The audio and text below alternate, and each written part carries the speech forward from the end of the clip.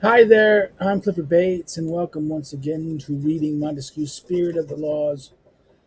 Today we're looking at Book 15, which is the second book within Part 3 of Montesquieu's classic work, The Spirit of the Laws. The topic of Book 15 is how the laws of civil slavery are related to the nature of the climate. By civil slavery, he's going to talk about what he distinguishes between what he calls civil slavery and domestic slavery. And civil slavery is the civil system enslaves population, versus domestic slavery is slavery owned by private people. People who are owned or slaves or serfs or things to the private. Okay, slavery in its proper. This is chapter 1 on civil slavery. Slavery in its proper sense is the establishment of a right which makes one man so much the owner of another man that he is the absolute master of his life and his goods.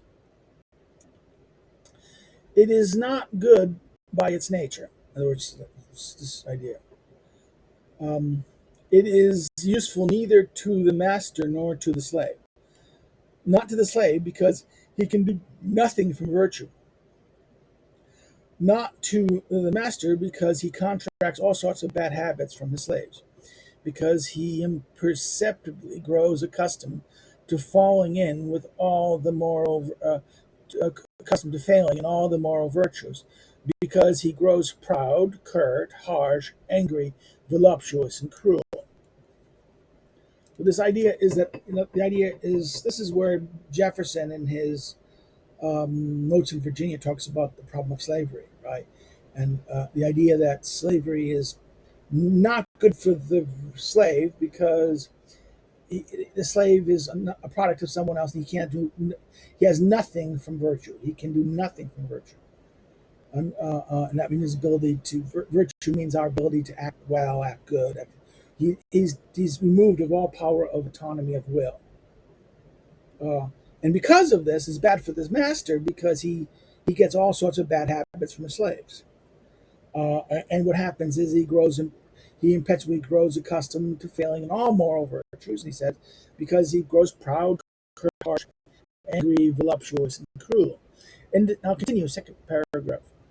In despotic countries where one is already in political slavery, civil slavery is more bearable than elsewhere. So, therefore, because in despotic countries, everyone's a slave, so therefore it's more bearable. Civil slavery is bearable there. Each one there should be satisfied to have his sustenance as life. Thus, the condition of the slave is scarcely more burdensome than the condition of the subject. Okay, but in monarchical government, where it is sovereignly important neither to beat down nor debase human nature, there must be no slaves. In democracy, where everyone is equal, and in aristocracy, where the laws should put their effort into making everyone as equal as the nature of government can permit, slavery are contrary to the spirit of the Constitution. They serve only to give citizens a power and a luxury they should not have. So, in monarchical government, in other words, in democracy and aristocracy, whose principle is equality or making people as equal as possible, um, this is dangerous because the slaves run contrary to the Constitution, because they give, like he says, give a power and a luxury that they should not have. But it's what's interesting. It's important in monarchical government that you shouldn't beat down or debase human nature. So it advised not to have slaves. Chapter 2 on the origin of the right of slavery according to Roman jurists, right? One would never believe that pity established slavery in order to do so. That that and that in order to do so, it went about it in three ways. The right of nations wanted prisoners to become slaves so they would not be killed. The civil right of the Romans permitted debtors whose creditors might have mistreated them to sell them, and natural right wanted the children of enslaved fathers who no longer able to feed them to be enslaved like the father. These reasons of the jurist are not sensible. Okay, it is false that killing in war is permissible except in the case of necessity. But when a man has made another man his slave, it cannot be said that he had of necessity to kill him, since he did not do so. The only right that war gives over the captive is that they may be imprisoned so that they no longer do harm. Murdering in cold blood by soldiers after the heat of action is condemned by all nations in the world. That's one. Two, it is not true that the freedman can sell himself. A sale becomes a price. And if the slave sold himself, all his goods would become the property of the master. Therefore, the master could give nothing, and the slave would receive nothing. He would have some. He would have some savings, one will say, but the savings are attached to the person. And if it is not permitted to kill oneself because one will be lost to one's homeland, no more is permitted to sell oneself. The liberty of each citizen is part of the public liberty. This status in a popular state is also a part of sovereignty. To sell one's status as a citizen is an act of such extravagance that one cannot suppose a man to do it. If liberty has a price for one who buys it, it is priceless for the one who sells it. Civil law, which permitted the division of goods of men, could not have put among those goods some of the men whom were to take part in that division. Civil law, which makes restitution in contracts that contain some injury, cannot keep from making restitution for an agreement that contains the most enormous of all injuries. Right. So therefore, this idea that you can sell, can sell debtors. Okay? That this is the thing that it. The third way is birth. Right. This falls short. Along with the other two. For if man cannot sell himself, even less he can sell a man who has yet to be born. If a prisoner of war cannot be reduced to servitude, still less can his children. What makes the death of a criminal lawful is that the law punishing him was made in his favor. The murderer, for example, has enjoyed the law that condemns him. If it has preserved his life at every moment, therefore he cannot make a claim against it. It is not the same with the slave. The law of slavery has never been useful to him. It is against him in every case, without ever being for him, which is contrary to the fundamental principle of all societies. So this is his point. Montesquieu makes the point about that the purpose of society is what? Collective benefit. In other words, you come there, you live together for benefits that you cannot achieve yourself. You get things and benefits that you want to do. It's useful, beneficial, good. Right? That's the purpose of society. Good, living well. Slavery is not about living well. It's that you're a tool to do the good for someone else. So it is not a form. It violates all the principles of all societies. At this point, one will say that the law has been useful to the slave because the master has nourished him. Therefore, these persons incapable of earning their living must be reduced to servitude. But one must not want such slaves as these, because they're unproductive. These people can't really live.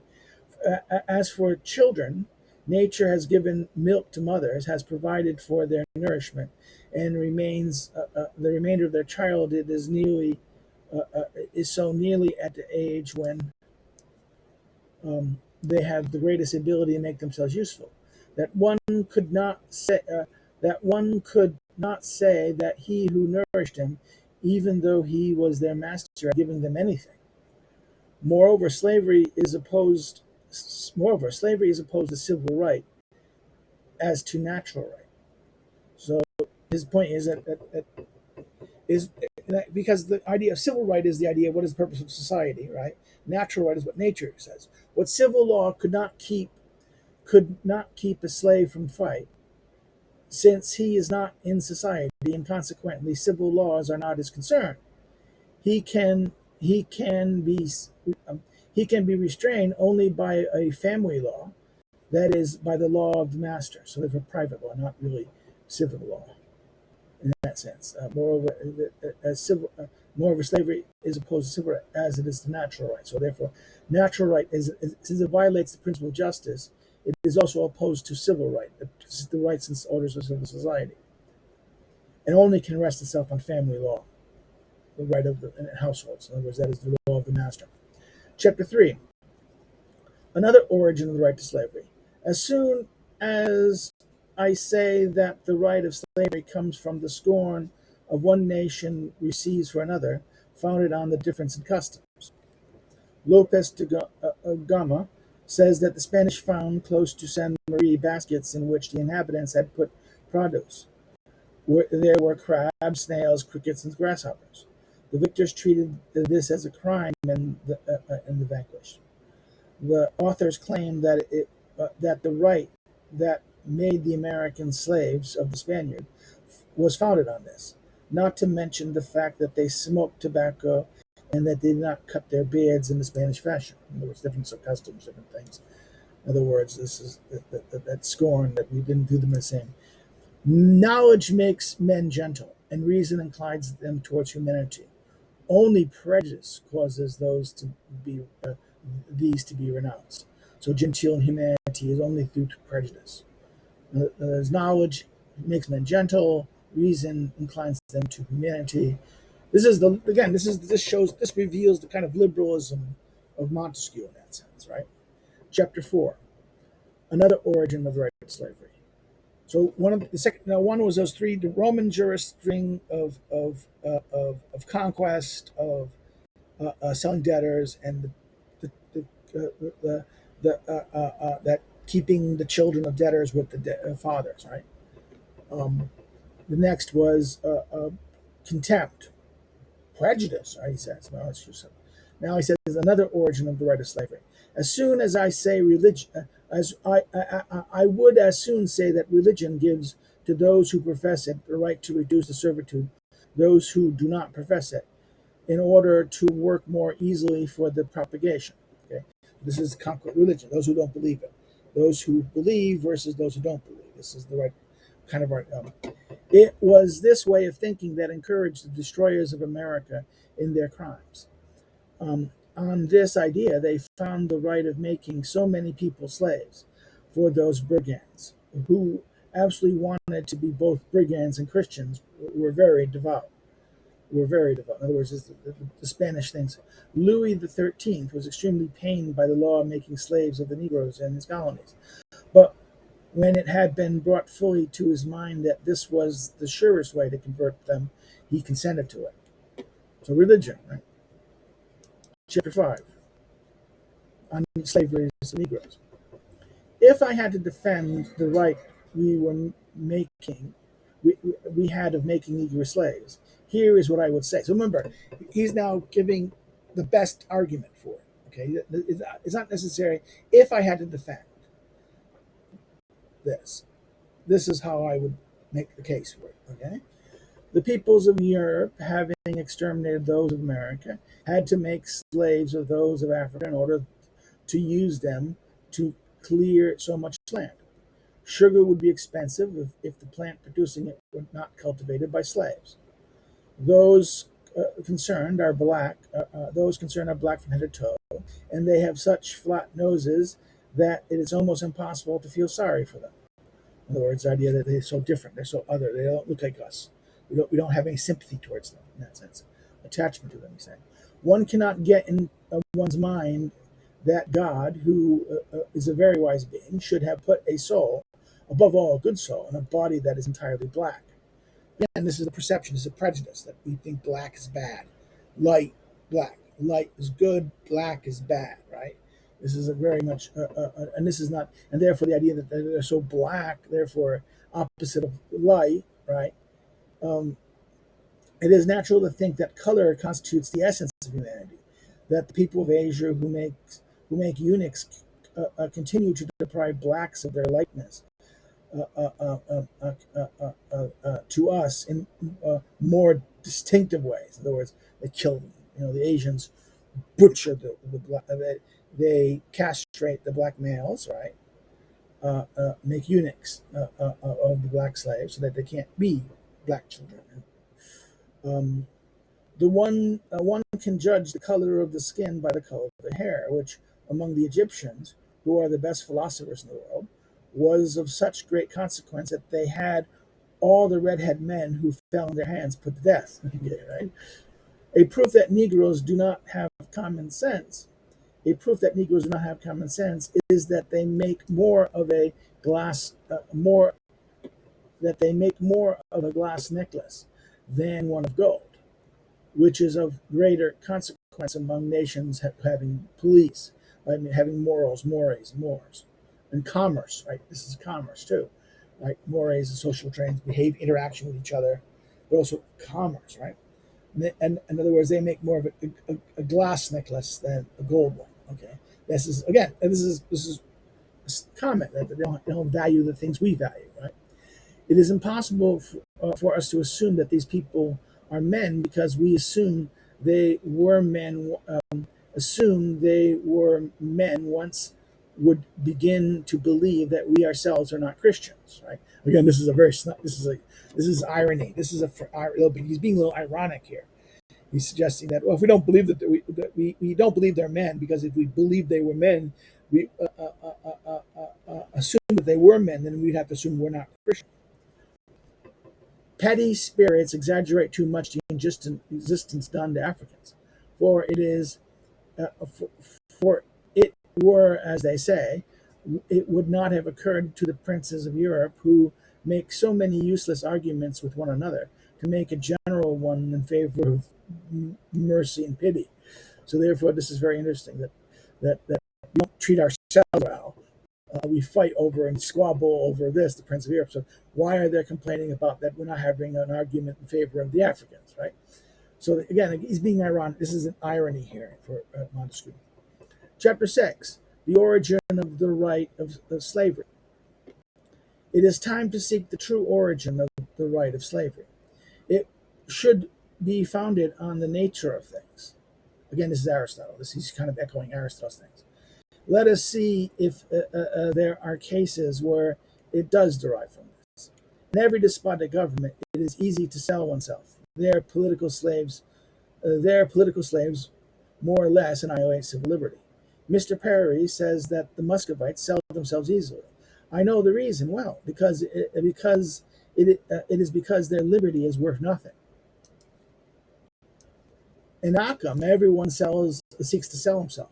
Some to the principal lords have no fewer than 1,000 slaves, who are the principal merchants, who have also who also have many slaves under them, and these later ones, and these later many others.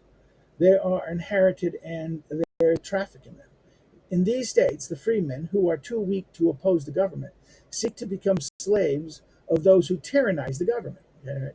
This is Anachem.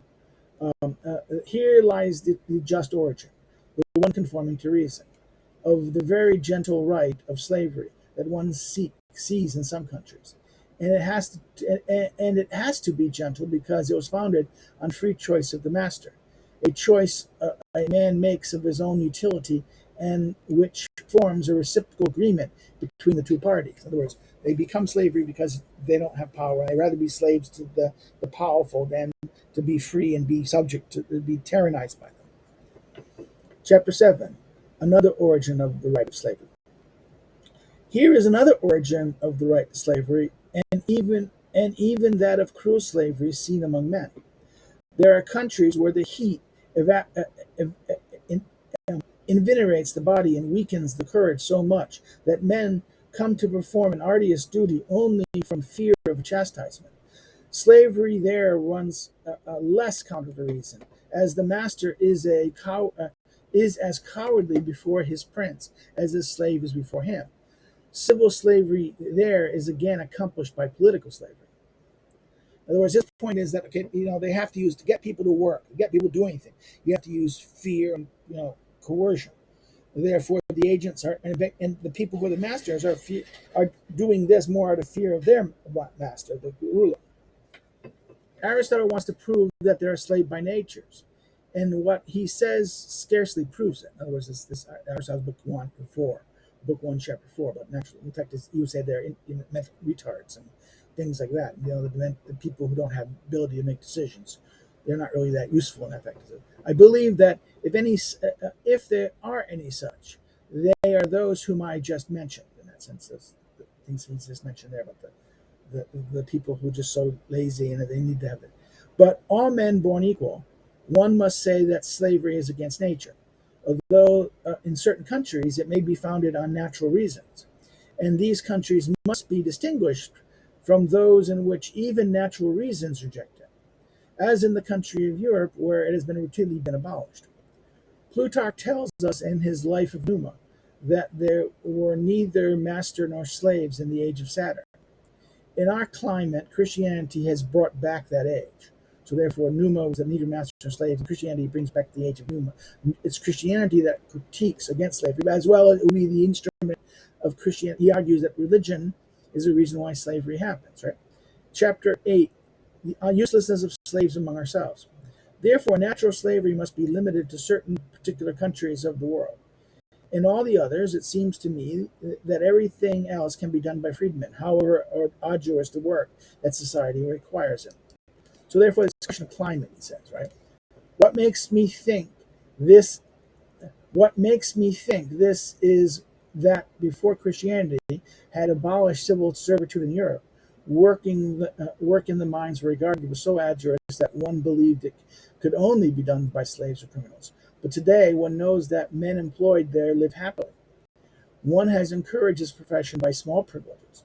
To increase in work, one has joined an increase in gain, and one has come to make them love their conditions more than any other they could have assumed. There is no work so arduous that one cannot adjust it to the strength of the one who does it, provided that reason and not avarice regulates it. So, very interesting. This is the point. As long as a reason, you can make people incentives to do things. Even the most arduous work, you can give incentives to people to do it, as long as you're going about it reasonably, not by greed, excessive greed. Now, it's not saying you're not getting anything from it. No, you're getting something. The reason requires there be benefit from the parties, but all benefit all parties. If avarice is trying to make the other guy do it for nothing and you do it for everything, so that's the point. Avarice is not necessarily is an excess of gaining benefit. With the convenience of machines invented or the applied art, one can replace the forced labor that elsewhere is done by slaves. Technology, right? The mines of the Turks in the province of Tusmaria were richer than those in Hungary, but they did not possess as much because the immigration of the Turks never went beyond the brawn of their slaves. So the imagination of the Turks never went beyond. So they did not produce much. They had better minds, but they didn't produce because they only used slaves. So the Hungarians had inferior minds, but because of technology, improved them. I do not know if my spirit or my heart dictates this point. Perhaps there is no climate on earth where one could not engage free men to work. So therefore, it doesn't. My heart or my spirit or my heart dictates that other previous point. Perhaps there is no climate that could not engage free men to work. Because the laws were made badly, lazy men appeared. Because these men were lazy, they were enslaved. And that's the point he makes, right? He says that bad laws produced lazy people. Lazy people needed things. We need things to be done, so you enslave them in order to do them. Okay, so those climates that happen.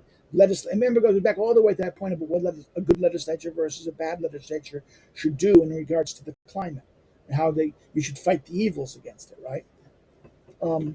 Chapter 9. On the nations among whom civil liberty is generally established. Every day one hears it said that it would be good if there were slaves amongst us. But to judge this, one must not examine whether they would be useful to the small, the rich, the voluptuous part of each nature. Doubtless they would be useful to it. But taking another point of view, I do not believe that any one of those who make it up would want to draw lots to know who was to form the part of the nation who would be free and the one who would be enslaved. In other words, imagine if you had to do this. In other words, of course, the masters think they will benefit. Okay, being the master is, and have other people do work for you. This seems, oh, okay, yeah, I'd like to do that. But, and I think, yes, it's beneficial for me. But if you don't know, would you want to be the slave? No one would choose to be the slave in that sense, right? In the not knowing of this, which would be this. Those who speak most favoring slavery would hold it most in horror, and the poorest of men would likewise find it horrible. So this is, therefore, the cry of slavery is the cry of luxury and voluptuousness, and not of the love of public felicity. Public care, public felicity. Felicity means fellow feeling, fellow like, fellow care for the good of the community. It's, in other words, those who want slavery want luxury and voluptuousness, not public good, public order. Who can doubt that each man individually would not be quite content to be master of the goods, honor, and lives of others, and that all his passions would not be awakened at once at this idea? Do you want to know whether the desires of each are legitimate in all these things? Examine the desires of all. This is the famous thing from Plato, the Ring of Gyges. What would you do if you were invisible and no one knew what you do? What would you do if there was no accountability, right? What is your desire? You could get away with your desires. What would you do? This leads us to certain darkness, the dark aspect of our desires. So imagine having that situation where you could be the quite master of the goods, honors, and lives of others, and had total control. You can do what you want, right? This is the dangerous. Do you want to know what desires of each are legitimate in these things? Examine the desires of all, he says. Right now, chapter 10, the various kinds of slavery. There are two sorts of slavery, real and personal. The real one is that of attaches the slave to the land, such as the slaves among the Germans. So Tacitus relates. This is serfdom, right? The serf. And Russians do the same. Russians and the Slavs are the same. A real slavery is a slavery who is attached to the land.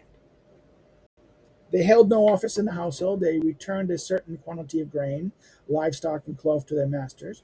The purpose of their slavery went no further. This kind of servitude was to establish in Hungary, Bohemia, and several places in southern Germany. Serfs, right? This is the idea of serfdom, really. That's real slavery is slavery. The concern of personal servitude is a service in the household, and it relates more to the person of the master. Extreme abuses of slavery occurs when it is personal and real at the same time.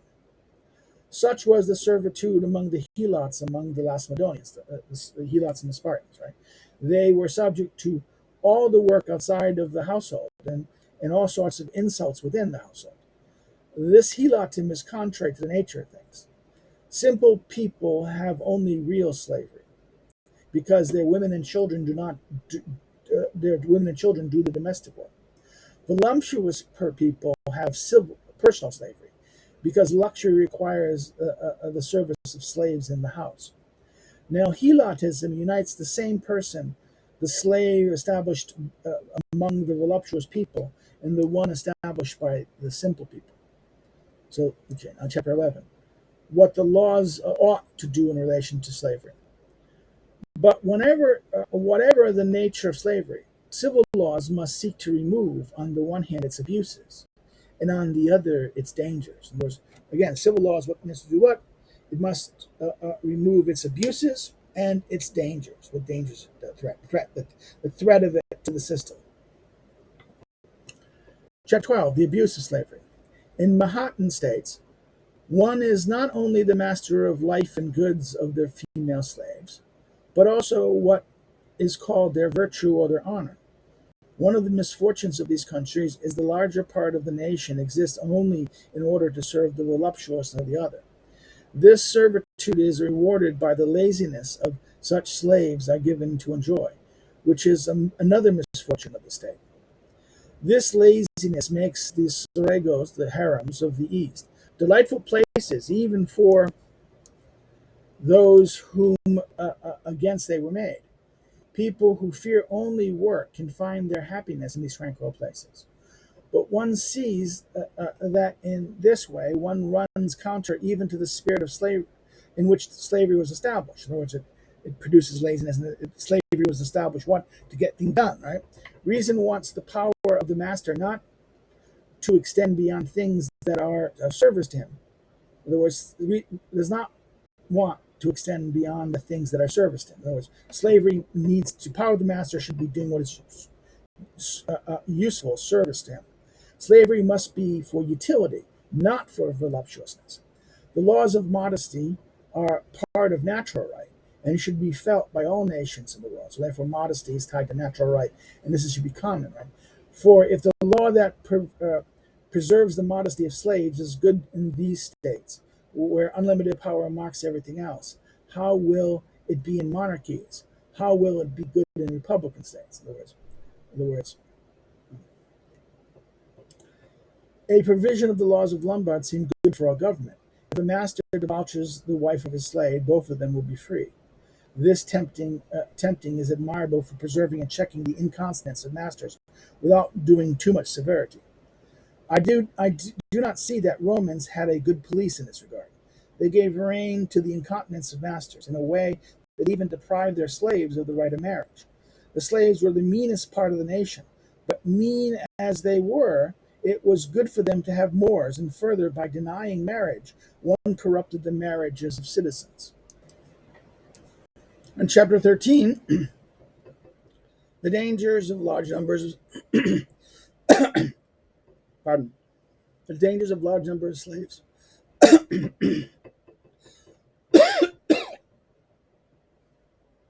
God, pardon. This is like one of those bit of throat came up. Bleh. Lemonade, right?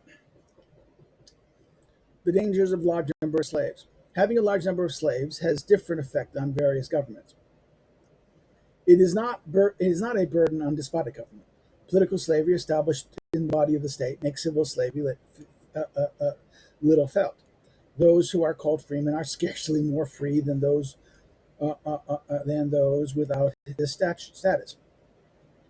As in the latter, whether eunuchs, freedmen, or slaves, almost all have matters of business in their hand. The condition of a freedman and that of a slave are almost alike. It is almost indifferent whether few or many people live there in slavery. But in moderate states, it is very important not to have too many slaves. Political liberty makes civil slavery political liberty makes civil liberty precious. And the one who is deprived of the latter is also deprived of the former. He sees a happy society of which he's not even a part. He finds security established for others and not for himself. He feels that his master's soul can expand and that his own soul is constantly constrained to sink. Nothing brings the condition of the beast closer than always to see freemen and not to be one. Such people are the natural enemies of society and would be dangerous for them to be numerous. So therefore, this is what dangerous. This is the danger of civil slavery. In a free society and modern government, these people would, because of their conditions, he says here, would be the enemy of this, and they would want resentment. They have resentment and want to harm. Therefore, one must not be astonished that in modern governments the state has been so disturbed by rebellions of slaves that this has happened so rarely in despotic states, and that this has so rarely, in other words, that slave rebellions or rebellions of people who are deprived of their civil liberties occurs in these governments, but such things rarely happen in despotic states. Chapter 14 on armed slaves. It is less dangerous to arm slaves in a monarchy than in a republic. There, warrior people, a body of nobility will sufficiently contain armed slaves. In a republic, the men who are citizens will scarcely be able to contain who, bearing arms, are equal to the citizens. The Goths who conquered Spain scattered throughout the country and soon were very weak. They made three noteworthy regulations. They abolished the former custom that prohibited them from allying themselves with the Romans through marriage. They established that all those freed from the fiscal ties would go to war on pains of being reduced to servitude. They ordered that each Goth would lead to war and arm a tenth of his slaves. Each Goth would lead to war and arm a tenth of his slaves. This number was not very large by comparison with the numbers who remained. In addition, these slaves led to war by their masters did not make up a separate party. They were armed and remained. They were in the army and remained, so to speak, in the family. So this is the idea of arming slaves, right? Only in monarchies, only in monarchical kind of governments. Republics, very dangerous. On the continuation of the same subject, when all in the nation are warriors, armed slaves are to be feared even less.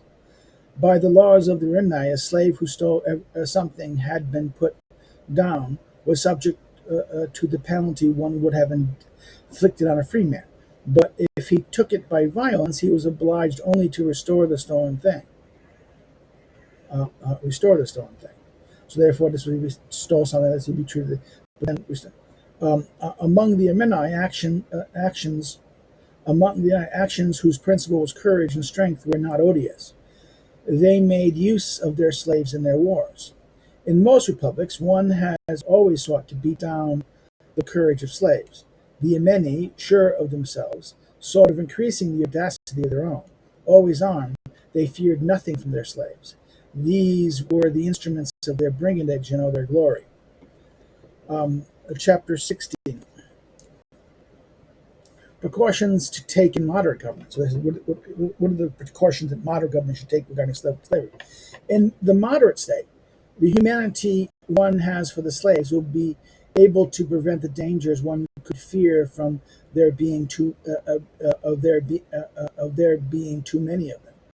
Men grow accustomed to anything, even servitude, provided the master is not harsh than the servitude. The Athenians treated their slaves with a great gentleness. One sees that the slaves did not disturb the state in Athens, whereas they shook it in Lacedaemon. One sees that the first Romans were not at all uneasy about their slaves. It was when they had lost every feeling of humanity for them that one saw arise those slave wars that had been compared to the Punic Wars. Now, in other words, once they became, the slave laws uprisings after the Second Punic War, in that sense, because they treated them, they lost all their sympathy because they became large. The slaves became not small farms. The economy changed. The economy went from being small farms to these large plantations of the rich, and therefore they had lost all their humanity for the slaves. Simple nations who are attached to work are ordinarily gentler towards their slaves than those who have renounced work.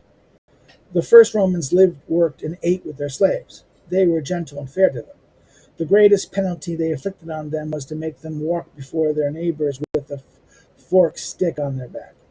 Moors were enough to maintain the fidelity of slaves. They did not have to. They did not have to have laws. So the Moors were the thing that kept the slaves there, right? But when Rome expanded, and when the slaves of the Romans were no longer companions in their work, but instruments of their luxury and arrogance, laws were needed as there were no Moors at all. Right? They destroyed the Moors.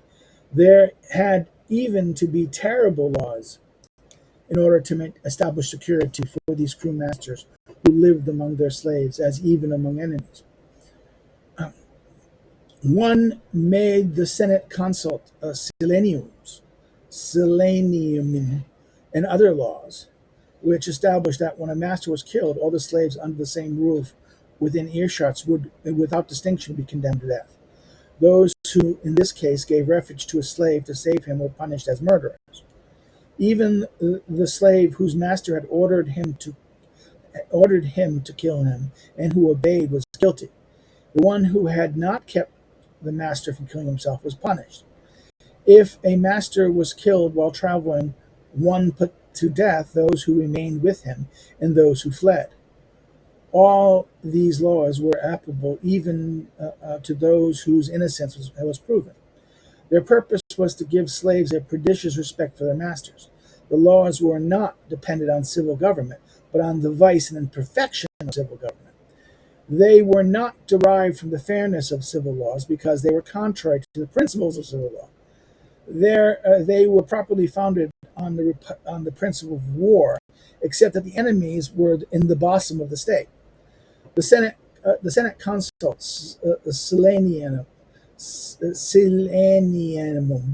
derived from the right of nations. What want a society, even an imperfect one, to preserve itself? Which wants a society, even in the perfect one. They took from the right of the night. They waged war on them. Right? It is a misfortune in government when the magistracy sees itself thus constrained to make cruel laws. Because obedience has been made difficult, one is obliged to augment the penalty for disobedience or to make faithfulness suspect. A prudent legislature avoids the misfortune of becoming a terrifying legislature. Because slaves among the Romans could have no trust in the laws could have no trust in them. So again, there's no trust in the laws have no trust in them. A reciprocal problem. Chapter 17, regulation to make between masters and slaves. The magistrate should see to it that slaves is nourished and clothed. This should be regulated by law. The laws should take care that slaves are looked after in sickness and old age. Claudius ordered the 6 slaves who were abandoned by their masters would be freed if they escaped. This law secured their liberty. It should also have secured their life.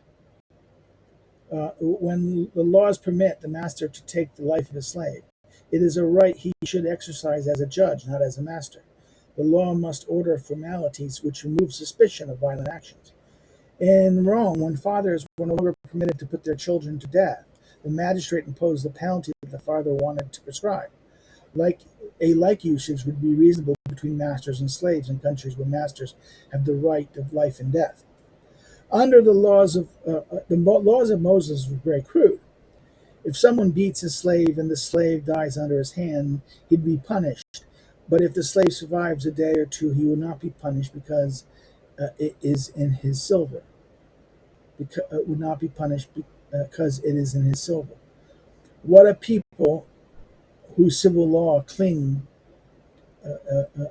cease to cling to a natural law. That's a criticism. In other words, because it is his silver. What a people whose civil law cease to cling to natural law. According to Greek law, slaves treated too roughly by their master could ask to be sold to another. In later times, there was a similar law in Rome. A master incest with his slave and a slave incest with his master should be separated. When a citizen mistreats the slave of another, the latter must be able to go before a judge. The laws of Plato, and I think Plato's laws, right? And most people take natural defense away from slaves. Therefore, they must be given civil defense. So if slaves can't defend themselves, then they must have civil means. In Las Madonias, slaves could expect no justice from either insult or injuries. The extremities of happiness was that they were the slaves not only of the citizen but also of the public. They belonged to everyone and to no one. And in Rome, if one considered only the interest of the master in the harm done to one considered only the interest done to the master in the harm done to a slave. In the application of the Aquilian law, a wound inflicted on a beast and one inflicted on a slave were confounded, attention paid only to the reduction in their price. In Athens, he who mistreated a slave of another was severely punished, sometimes even by death. The Athenian law, with reason, did not want to add the loss of security to that of the law, that of liberty. So therefore, this is this idea that the Athenians had he's making a very interesting argument that the Athenians in their conception of slavery was more just than the Romans and the other examples that he's given. Chapter 18 on freeing slaves. One certainly feels that there are many slaves in a republican government. One certainly feels that there are many slaves in a republican government. Many of them must be freed. The trouble is that if there are too many slaves, they cannot be contained. If there are too many freedmen, they cannot survive, and they will become a burden to the republic. Moreover, the republic can be equally endangered by too many freedmen and by too many slaves. Therefore, the law must keep an eye on these two drawbacks.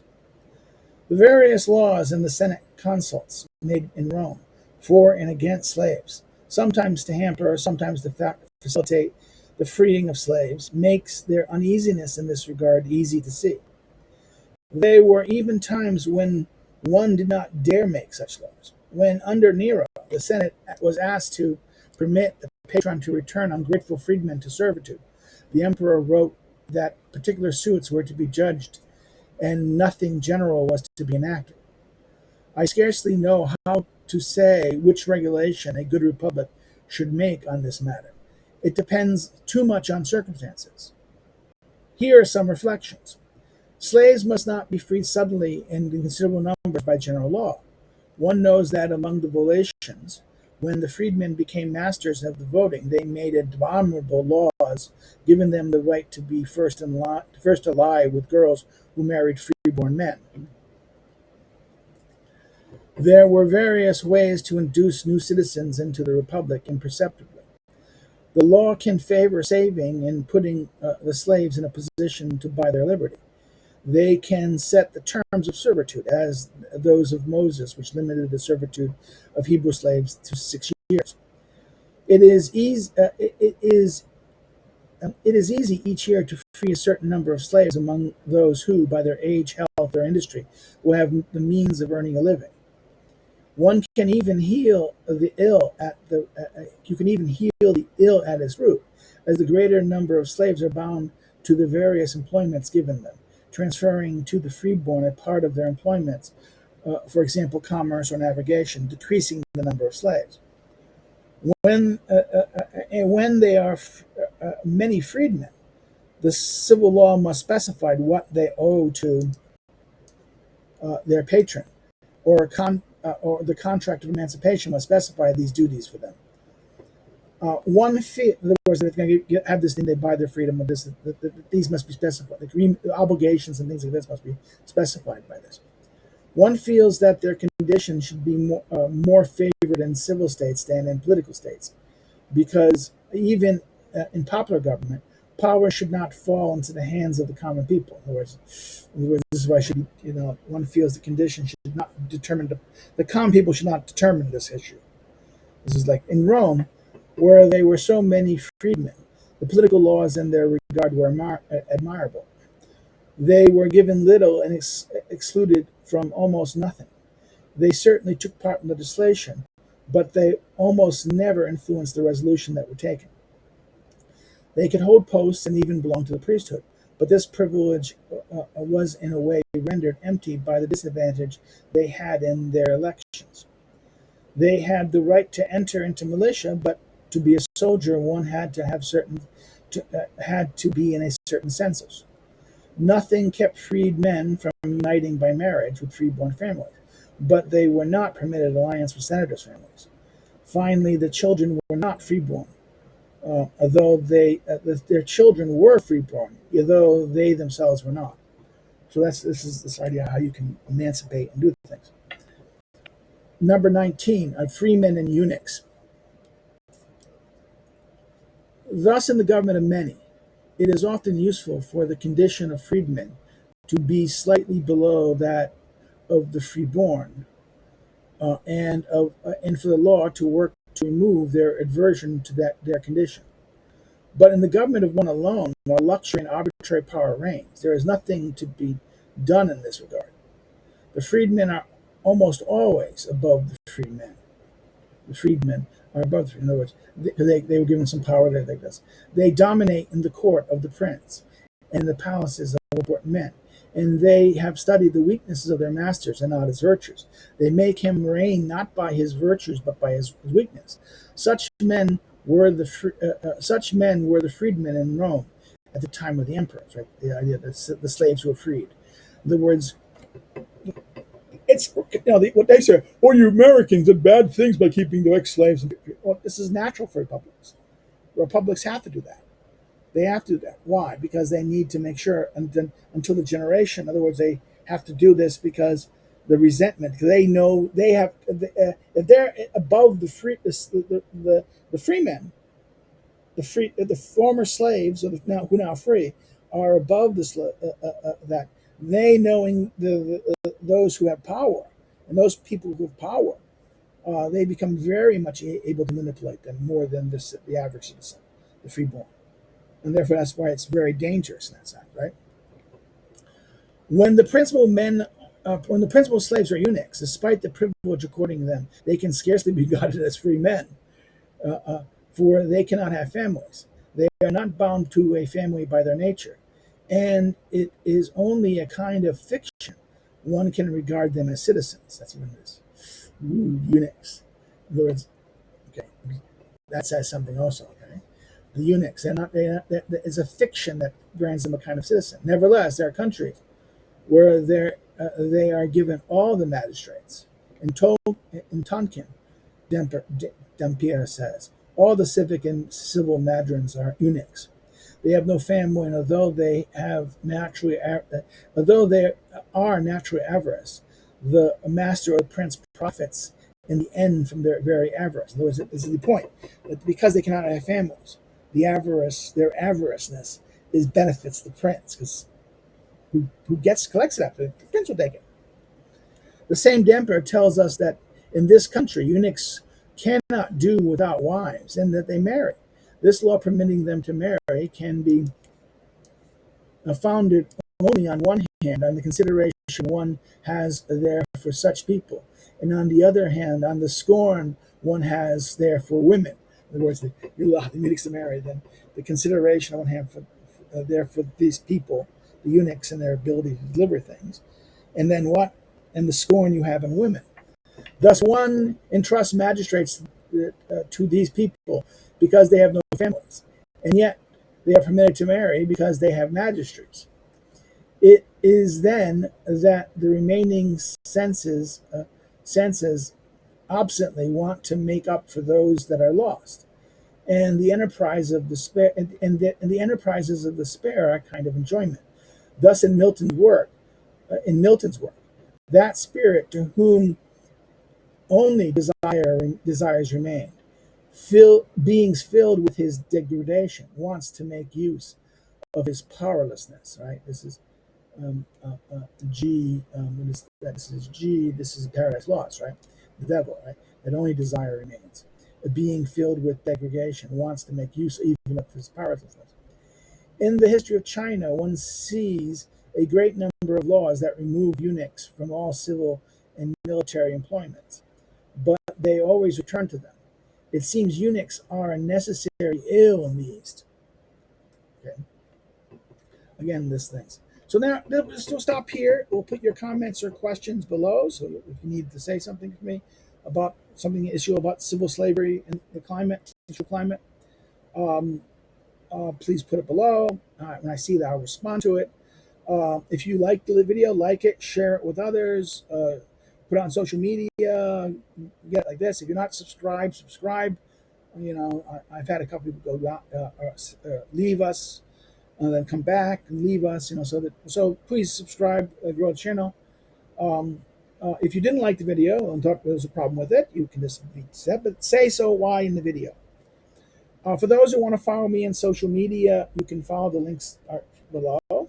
Also, if you want to, those of you who are interested helping and helping me do these kind of things, please put the see the subscribe. You can become a member through Subscribestar or Patreon, and that's where you can assist me doing these things. I haven't, oh my God, I haven't done anything. So it's only one tier. It's like, I should do more and Subscribestar and Patreon, man. Okay, whatever. I will do, I hope it'll be something, but it's not there. We'll see. Um, Another way you can help is by the books that I have below. My links to the books that are available out there. Okay, on this, that's it. See you next time, and we will look at, I think, chapter 16. Book 16, sorry, book 16. Okay, we'll take care. Bye bye.